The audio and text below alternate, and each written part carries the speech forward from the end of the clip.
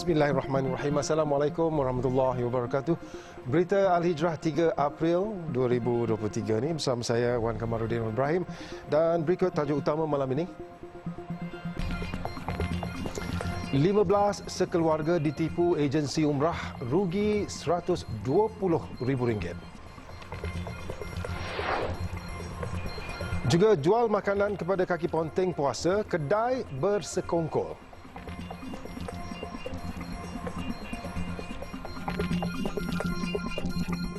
Impian seorang penjawat awam bersama 14 ahli keluarganya untuk menunaikan umrah tidak kesampaian selepas menjadi mangsa penipuan syarikat pengendali pakej umrah.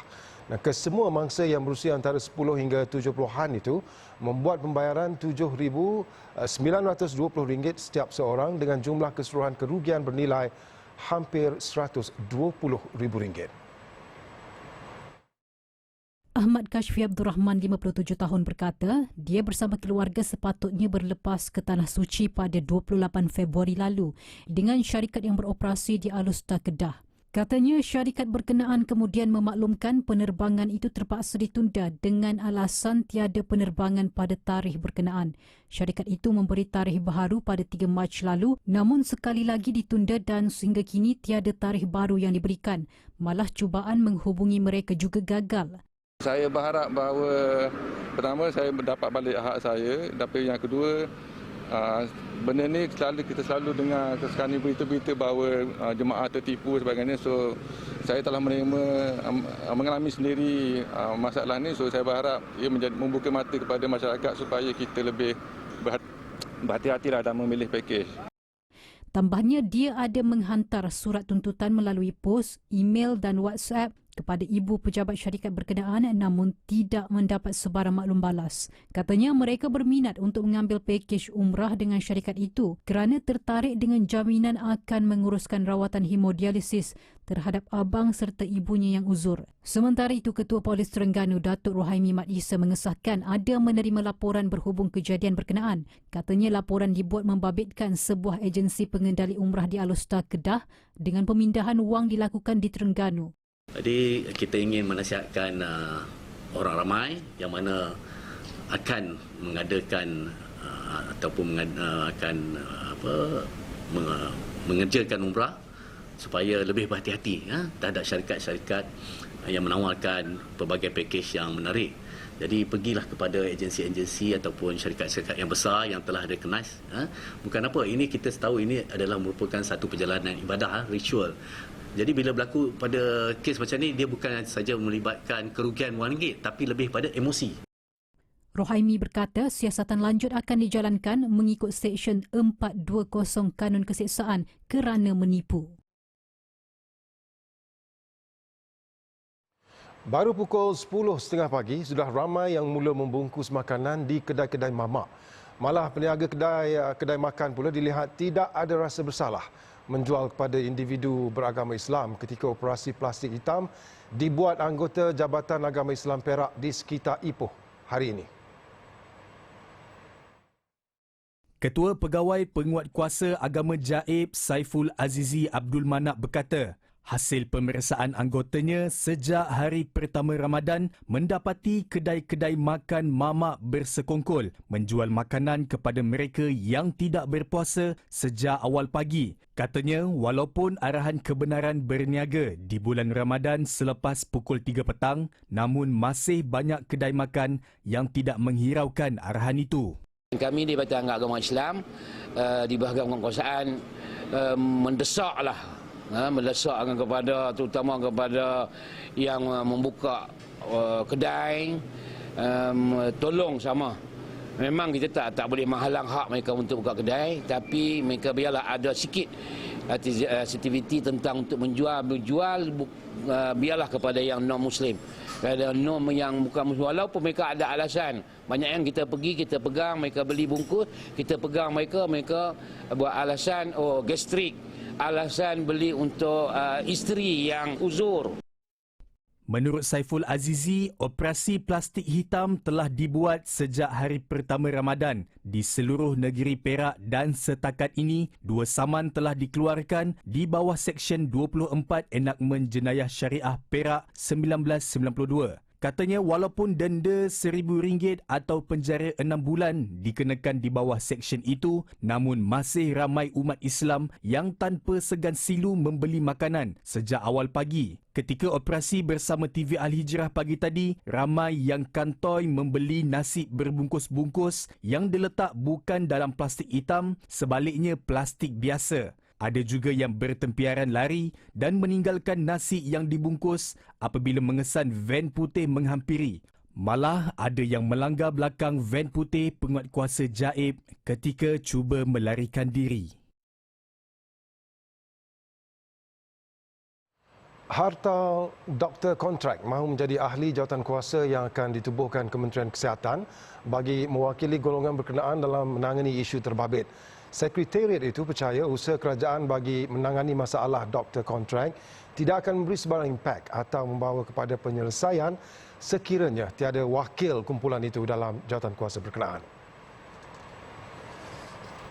Menurut kenyataan media yang dimuat naik di laman Twitter Hartal Dr. Kontrak, tanpa perwakilan mereka, ia tidak akan memberi kesan untuk menyelesaikan isu itu dan kekal seperti beberapa jawatan kuasa terdahulu yang meneliti isu berkenaan.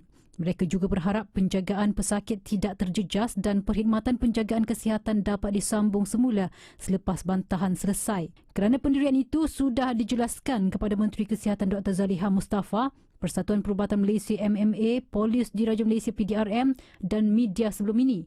Dalam pada itu, kenyataan itu berkata, langkah lain adalah menubuhkan Suruhanjaya Penjagaan Kesihatan Negara yang akan menyelia, memutuskan dan menambah baik perkhidmatan penjagaan kesihatan di dalam negara dan mereka akan bekerjasama dengan Menteri Kesihatan dan menteri lain untuk mempercepatkan proses berkenaan.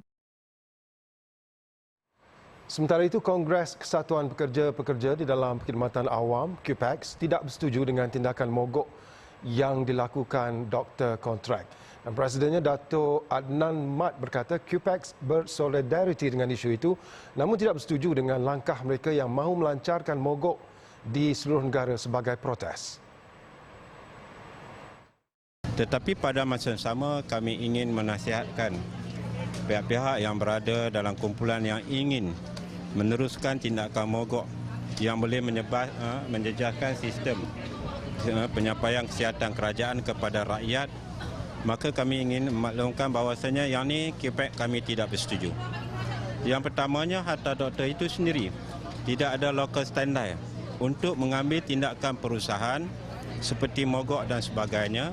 Kumpulan itu sendiri tidak mempunyai hak di sisi undang-undang untuk mengambil tindakan perusahaan kerana mereka tidak berkesatuan. Malah katanya isu itu turut membolehkan mereka dikenakan tindakan di bawah peraturan perkhidmatan awam. Dalam perkembangan berkaitan, Dato' Adnan turut meminta kerajaan melihat secara adil kepada semua skim perkhidmatan kesihatan bertaraf kontrak yang lain. Katanya QPEX juga akan mengadakan perbincangan dengan pihak berkaitan berhubung isu tersebut. Beliau berkata demikian kepada media ketika program Ihya Ramadan gotong royong memasak dan edaran bubur lambuk Gabungan Kesatuan Pekerja dalam Perkhidmatan Kerani dan Bersekutu Kerajaan OKAS Negeri Perak di Ipoh hari ini. Mogok Doktor Malaysia dilancarkan di seluruh negara hari ini dengan kumpulan doktor kontrak membuat 6 tuntutan kepada kerajaan melalui Kementerian Kesihatan. Melalui hantaran di Instagram, mereka menyatakan antara tuntutan yang akan dibuat adalah menyerapkan semua pegawai perubatan kontrak ke dalam jawatan tetap tanpa sebarang syarat atau temuduga. Dewan Rakyat hari ini meluluskan rang undang-undang RUU Pemansuhan Hukuman Mati Mandatori 2023 dan RUU itu diluluskan dengan lebih suara bersetuju selepas bacaan kali ketiga oleh Timbalan Menteri Undang-Undang dan Reformasi Institusi Ram Karpal Singh dan dibahas 10 ahli parlimen. Ketika membentangkan RUU itu di Dewan Rakyat, hari ini Ramkarpal Singh berkata RUU ini melibatkan pindaan undang-undang yang memansuhkan hukuman mati mandatori kepada kesalahan-kesalahan berkaitan melibatkan beberapa akta, termasuk Akta Dadah Berbahaya dan Kanun Keseksaan. Di bawah pindaan ini nanti, hukuman penjara minimum bagi kesalahan yang sebelum ini membawa hukuman mati adalah 30 tahun, manakala tempoh maksimum adalah 40 tahun. Tambahnya, hukuman mati mandatori adalah antara hukuman yang dianggap sebagai kaedah di mana keadilan dapat dicapai, terutamanya apabila membabitkan kesalahan kejam. Namun, tiada kajian lanjut yang dapat membuktikan bahawa hukuman mati adalah langkah pencegahan jenayah terbaik atau berkesan. Keberkesanan hukuman mati sebagai satu bentuk pencegahan tidak dapat dipastikan memandangkan terdapat banyak faktor yang mempengaruhi bilangan pendakwaan atau kadar jenayah. Seorang lelaki ditahan polis selepas melakukan perbuatan khianat dengan memecahkan skrin pengeluaran wang automatik ATM, dan kejadian berlaku di Taman Nusa Bestari Iskandar Puteri. Polis berkata lelaki berkenaan bertindak demikian apabila kad banknya tidak dikembalikan ketika melakukan transaksi. Ketua Polis Iskandar Puteri, Rahmat Arifin berkata, lelaki Melayu berusia 35 tahun itu disyaki di bawah pengaruh alkohol ketika melakukan perbuatan berkenaan kira-kira jam 3.15 pagi.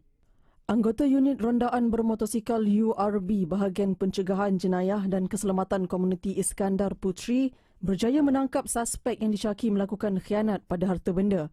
Kes disiasat mengikut Seksyen 427 Kanun Keseksaan. Dua wanita maut selepas kereta dinaiki mereka terbabit kemalangan dengan trailer. Dan insiden berlaku di Jalan Rompin Lama dekat Nenasi, Pahang pagi tadi.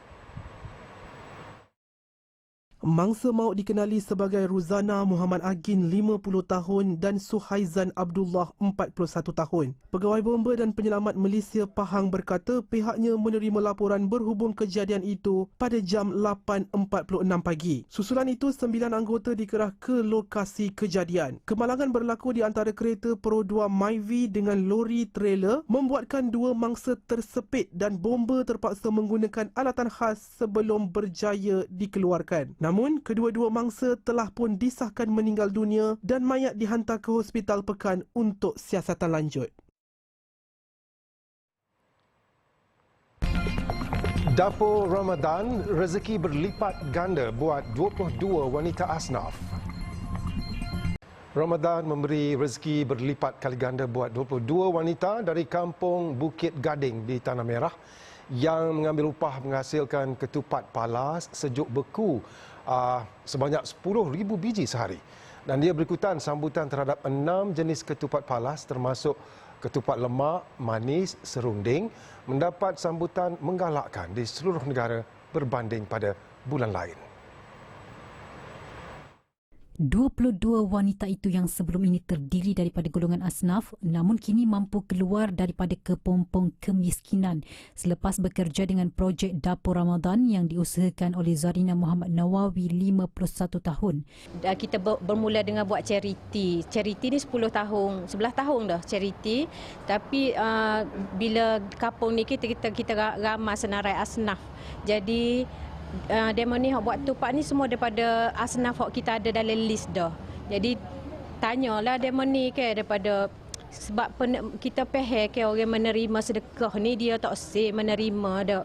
Dia tak sih menjadi orang menerima semua. Dia tak proud dak. Ditanya demo ni gapo kita boleh buat untuk jadi kita dapat pendapatan. Idea demo ni buat kata tupak frozen lah Kak Nah, dia kata kita buat tupak frozen boleh upah buku.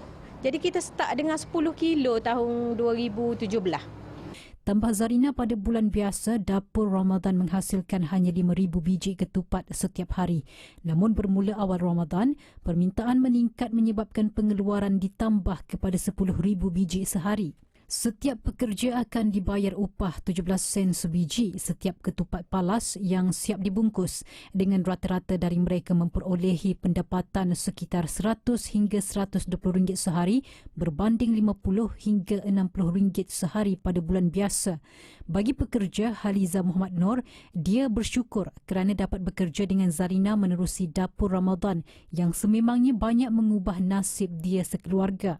Katanya jika sebelum ini dia bekerja sebagai penoreh getah dengan pendapatan tidak menentu, namun kini mampu memperoleh pendapatan agak lumayan. Kalau mula-mula start dulu tu bolehlah ada 8 belayar, 12 belayar gitu je selalu. Loan ni alhamdulillah lah boleh dalam 1 lebih-lebih ya. Sebelum kerja sini tak kerja ke? Sebelum kerja sini no ke? Sebelum ni no tu maksudnya tak mampu ke lagu mana? Bukan no ke gitu hoge. Lepas tu kebetulan Kak Na buka dapur Ramadan ni minta kerja dengan Kak Na. Masuk kerja dengan Kak Na. Pakai tak no ke betul. Dapur Ramadan mengusahakan banyak produk sepanjang tahun termasuk ketupat palas, kerutuk daging, bubur Ashura dan semuanya digerakkan menggunakan tenaga kerja dari penduduk kampung tersebut yang merupakan golongan kurang berkemampuan.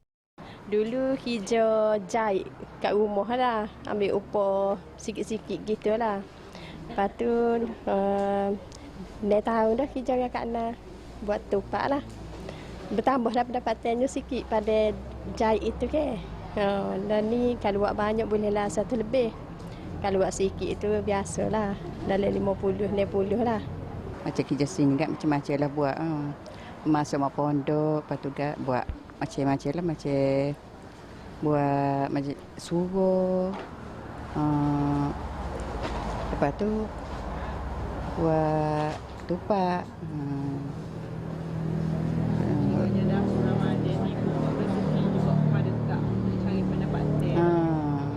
Pada sinilah saya boleh batu label tu. Boleh sekolahan anak, boleh bayar yuran anak lah. Ruang solat yang sempit di Surau Jumaat Nurul Iman, Sarjana Puchong tidak lagi dapat menampung bilangan jemaah yang semakin ramai dan kekangan itu turut dilalui imam yang terpaksa bergerak dari mimbar menuju ke ruang tambahan solat di luar surau bagi memimpin solat Jumaat. Dan walaupun penambahan ruang telah dibuat berulang kali, namun ia masih tidak dapat menampung jemaah di Karyah Terbabil. Menurut Pengerusi Jawatan Kuasa Penaja Pembinaan Masjid Sarjana Puchong Amirullah Omar Sidi, selain Surau Jumaat Nurul Iman, terdapat 2 lagi surau dan masjid yang terletak di kawasan berdekatan. Namun ruangnya juga sempit dan masih tidak dapat menampung jemaah sedia ada. Justru katanya pembinaan masjid baharu di kawasan tersebut amat diperlukan bagi mengakhiri penantian selama 10 tahun. Masa kita mula-mula masuk sini 20 tahun lepas, kita ada diberi tapak untuk buat rumah ibadat. Jadi kita apply, kita buat surau yang lebih kurang 20 kali 40 saja dia punya besar. Tapi setelah upgrade 12 tahun lepas kita mohon untuk solat Jumaat, alhamdulillah lepas. Tapi hanya boleh menampung lebih kurang 800 ke 900 orang masjid tu, surau tu. Jadi kita pun ada masalah sikit. Bentuk surau tu, bentuk lama dah tak boleh dipanjang ke belakang. Jadi kita kena panjang ke depan untuk menambah apa. Dan sekarang pun dah maksimum, dah habis. Jadi bila tambah ke depan, imam selepas baca khutbah turun dan dia kena keluar pergi ke depan lagi lebih kurang 10-12 saf lagi ke depan untuk dapatkan tempat duduk untuk menjadi imam. Menurut Amirullah, masjid baharu yang sudah mencapai kemajuan 20% itu memerlukan kos keseluruhan sekitar 9.8 juta ringgit dan pihaknya masih memerlukan dana berjumlah 5 juta ringgit. Masjid di tanah seluas 5.45 ekar itu bakal memuatkan kira-kira 2,500 jemaah dalam satu masa dan dijangka siap pada Mei 2024. Saya merayu juga pada penderma di luar sana selepas melihat TV Al-Hijrah, tolonglah bantulah kami yang kami betul-betul sangat memerlukan untuk pembangunan rumah di sini. InsyaAllah ganjaran itu Tuhan akan ganti dan akan beri ganjaran yang timpal terhadap semua hamba-hamba Allah, dermawan-dermawan di luar sana insyaAllah. Bagi perancangan akan datang, masjid itu akan turut dilengkapi pelbagai kemudahan seperti Dewan Serbaguna, homestay, pusat pembelajaran tahfiz dan rumah kedai bagi menjana ekonomi. Terdahulu, Jawatan Kuasa Penaja Pembinaan Masjid Saujana Puchong mengagihkan 2,000 pak bubur dan sup cendawan di beberapa masjid di Putrajaya Cyberjaya sepanjang inisiatif untuk memohon dana dari orang ramai. Bagi mereka yang ingin membantu dalam pembinaan Masjid Saujana Puchong, sumbangan boleh disalurkan ke akaun Bank Islam bernombor 1226 1010 001925 atau scan kod QR tertera. Zahirkan solidariti kita untuk merealisasikan hasrat mencetak dan mengedarkan sejuta Quran untuk ummah yang memerlukan.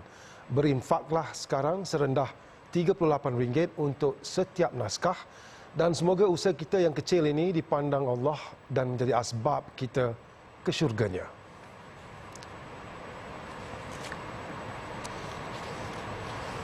Indeks Malaysia Negara Rahmah IMNR 2022 berada pada tahap sederhana dengan skor 6.47 iaitu lebih tinggi berbanding tahun sebelumnya dengan skor 6.09 pada 2021. Dan Presiden Pertubuhan Ikram Malaysia Ikram Badli Shah Syam Bahrain berkata, rekod itu boleh menjadi penanda aras kepada kerajaan untuk terus membangunkan negara selaras dengan gagasan Malaysia Madani.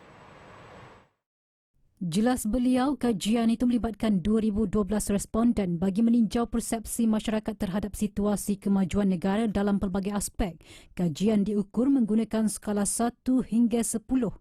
Ciri-ciri yang mendapat 3 skor tertinggi ialah institusi keluarga yang utuh iaitu 7.66,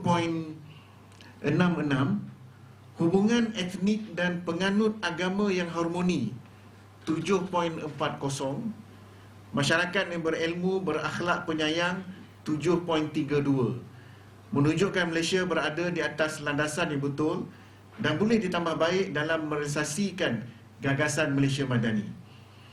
Beliau berkata demikian pada sidang media laporan kajian IMNR 2022 di Petaling Jaya pagi tadi. Pelancaran buku laporan kajian tersebut disempurnakan pengarah bahagian kesejahteraan keluarga lembaga penduduk dan pembangunan keluarga negara LPPKN Fawaz Hasbullah. Turut dihadiri pengerusi Jawatan Kuasa Agenda Nasional IMNR, Profesor Dr. Hanim Saleh. Mengulas lanjut, Badli Shah berkata 3 ciri mendapat skor terendah iaitu tadbir urus yang baik 5.68, ekonomi yang mampan 5.78 dan kepimpinan yang kompeten dan berintegriti 5.80 mendapat skor yang terendah. Kajian berkenaan itu katanya dilakukan dalam tempoh 3 bulan iaitu dari Julai hingga September 2022 pada ketika pentadbiran Perdana Menteri ke-9 Datuk Seri Ismail Sabri Yaakob iaitu sebelum pilihan raya umum ke-15 PRU15 diadakan. Badli Shah menambah laporan kajian itu akan cuba dibentangkan kepada Perdana Menteri Datuk Seri Anwar Ibrahim dalam masa terdekat selepas turut membentangkan laporan itu kepada Menteri Perpaduan Datuk Aaron Ago Dagang sebelum ini. Jelasnya, dapatan kajian itu dikongsi dengan pihak kerajaan agar dapat merangka usaha membangunkan gagasan Malaysia Madani sekaligus mengaplikasi ciri-ciri rahmah dalam membangunkan ekonomi negara ini.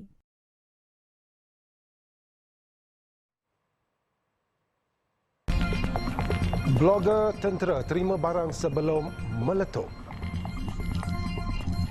Kawasan Bumbung yang termasuk dalam projek perluasan Masjidil Haram Fasa 3 termasuk semua perkhidmatannya akan dibuka kepada jemaah tidak lama lagi. Dan Presiden Ketua Umum Hal Ehwal 2 Masjid Suci Sheikh Abdul Rahman Al-Sudais berkata arahan diraja telah diterima untuk persiapan pembukaan kawasan berkenaan. Tambahnya, pembukaan itu bagi membolehkan jemaah di Masjidil Haram melaksanakan ibadah mereka dengan mudah dan selesa. Pembukaan tersebut juga dilihat sesuai ketika kemasukan jemaah yang ramai pada bulan Ramadan serta persediaan musim haji tidak lama lagi. Menurut Sheikh Abdul Rahman, usaha untuk melengkapkan projek perluasan Masjidil Haram Fasa 3 di semua tingkat, bumbung dan halaman dapat menampung jumlah jemaah yang tinggi terutama pada 10 terakhir Ramadan. Jelasnya persiapan telah dilaksanakan untuk pembukaan projek tersebut dan pihaknya bersedia menerima jemaah dengan menyediakan perkhidmatan di semua koridor, tingkat dan bumbung. Setakat ini, Masjidil Haram telah menerima kehadiran 9 juta jemaah sejak hari pertama Ramadan. Dua rakyat Palestin ditembak mati tentera Israel dalam satu serbuan yang dilakukan pasukan keselamatan negara haram itu hari ini, dan Israel memberi alasan serbuan itu untuk menentang aktiviti keganasan. Serbuan dilakukan Israel di Bandar Nablus. Dua lelaki yang ditembak mati itu dituduh Israel terlibat dalam serangan tembakan di Bandar Huwara di tebing barat. Sejak beberapa bulan lalu, tentera Israel kerap melakukan serbuan selepas kemunculan kumpulan penentang yang digelar Lions Den. Peningkatan ketegangan antara rakyat Palestin dengan tentera Israel pada bulan Ramadan menjadi kebimbangan. Sejak awal tahun, konflik Palestin-Israel telah meragut nyawa sekurang-kurangnya 90 rakyat Palestin.